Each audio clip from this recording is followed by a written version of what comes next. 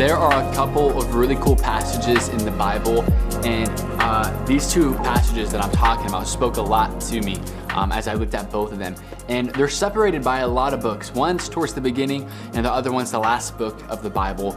But either way, they both kind of said the same thing to me, and that is this: those who hear and those who see are both tasked to be. Well, what do I mean by that? I'll explain. You see, a lot of times we will see a move of God in our life, and when we see God move, He usually speaks to us in that moment. And then after, we either have a chance to be what He has said to us or not to be. And it goes the opposite way. Sometimes we hear God say something, and it's not until we do what He said that we see a move of God in our lives. And why do I say this, or am I even right? Well, I want to share this with you. In Proverbs 20:12, it says this: "The hearing ear and the seeing eye, both the Lord has made." So if you see God, if you can see God in people's lives, if you can see God in your own life, God's given you those eyes. If you can hear the words of God and you really have it speak deeply to your heart, He's given you an ear to hear. Now, I want to read these passages with you.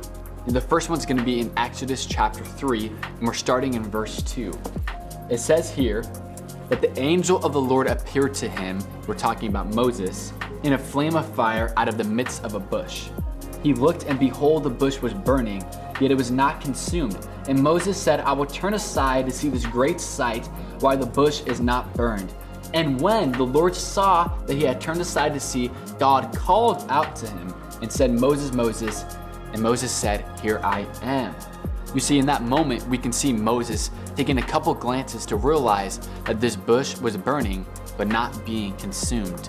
And just as a quick side note, I want to encourage you to pay attention to maybe the details in life.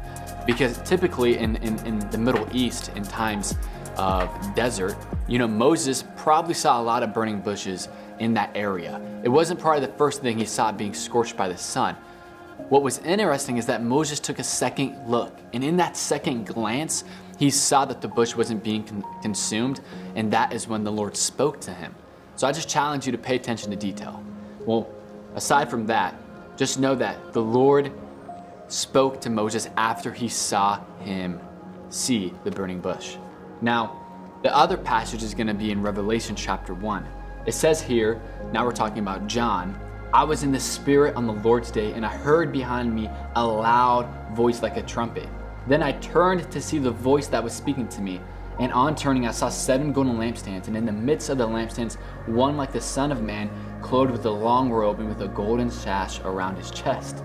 The hairs of his head were white like wool, like snow. His eyes were like a flame of fire. His feet were like burnished bronze, refined in a furnace, and his voice was like the roar of many waters." Right there, it's kind of the opposite, but the same thing happens to John. You see that the Lord was speaking to John, and it wasn't until John was spoken to that he had turned to see who was speaking to him. And in him turning and listening, he Jesus. He saw the Son of Man, a majestic image, with feet like bronze, with hair white as wool, like snow, flaming eyes. I mean, that is something you can't unsee, and how lucky of him to be able to see that. I guess what I'm saying to you is that sometimes God shows you something, and in seeing that, He probably wants to speak to you in that moment. And when He speaks to you, I urge you to listen. Maybe it's the opposite for you. Maybe God has already spoken to you, and He's urged you to do something. I know that if you listen, you will see a move of God.